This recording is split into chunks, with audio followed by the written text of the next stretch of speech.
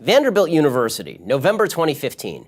200 students rise up to protest the white privilege and microaggressions of the racist, bigoted Vanderbilt administration. The protesters don't offer any specific examples of discrimination, but that doesn't matter. What matters is that they feel victimized. The next day, a bag of dog poop shows up at the front door of the university's Black Cultural Center. All hell breaks loose. Full of righteous indignation, student activist groups rush to Facebook to denounce the racist act. The police investigate. They quickly find the person responsible, but nobody is arrested. You know why? Because it turns out that the bag of excrement wasn't a racist attack. It was left by a blind girl with a service dog. She couldn't find a trash can, so, wanting to do the responsible thing, she left the bag outside the door of a nearby building, knowing a janitor would pick it up and throw it away. The student group did apologize, but then they added another charge against the administration. The needs of students with disabilities on this campus are also marginalized. Seriously, this is not a joke. On the college campus today, feelings rule facts and victims are heroes. According to the left, all inequality in America is due to victimization. They start by claiming that all non-white people in America are victims of white privilege. Then come women. They're all victims of the patriarchy. Then come gays and lesbians and the transgendered. They're all victims of our heteronormative and homophobic society. But what if you haven't actually been victimized by anybody? That doesn't matter. To the left, so long as you feel victimized, you're a victim. Even if you have never actually experienced discrimination, you've surely been targeted by microaggressions. You know, nasty little words and phrases that weren't meant to be insults, but just are.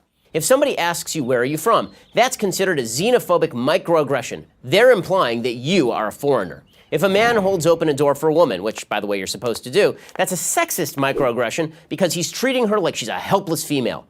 Of course, he's also treating her like she's a woman. But how would he know? And heaven forbid anybody address you by your biologically accurate pronoun.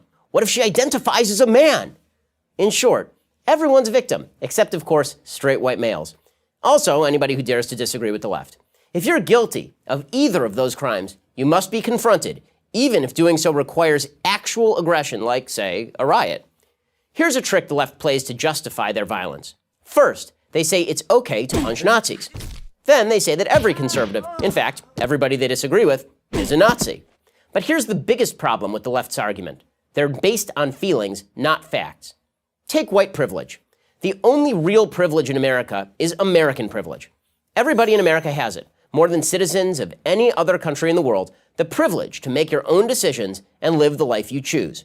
According to the liberal Brookings Institution, if you make just these 3 decisions, you'll do fine. And with drive and ambition, you'll probably do better than fine.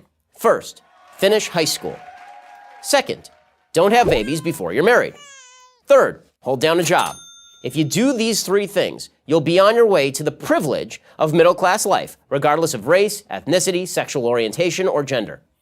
Also, there's no patriarchy. Women already make up the majority of college graduates. According to Time magazine, young single women without kids already earn more than their male counterparts. Oh, and gay and lesbian couples, they earn more than their straight counterparts too. These are facts, and facts don't care about your feelings. Neither will your employer if you get a job after you leave school. The moment you graduate, reality is going to hit you like a truck. People who give you a paycheck expect you to produce. They expect you to work hard. And all the claims of victimhood, all the whining, well, nobody cares. So, stop worrying so much about your feelings and start worrying a little more about being a good person, doing your best, and not getting in your own way. If you don't, the only thing you'll be a victim of is yourself. I'm Ben Shapiro, editor of the Daily Wire for Prager University. To keep these videos free, click here.